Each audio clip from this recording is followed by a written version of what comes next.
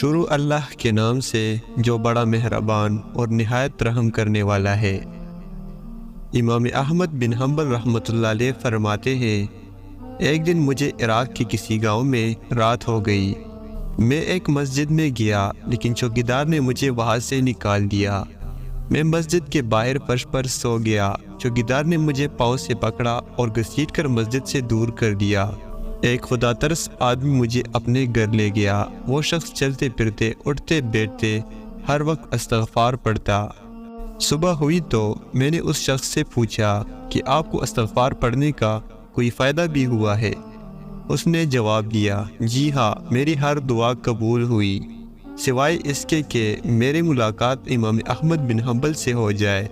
میں نے کہا، میں ہی احمد بن حنبل ہوں، اور تم دیکھو کہ مجھے کیسے گھسیٹ کر تمہارے پاس لایا گیا۔ اس لیے جو لوگ کہتے ہیں ہماری دعا قبول نہیں ہوتی، وہ استغفار کثرت سے ذکر کیا کرے۔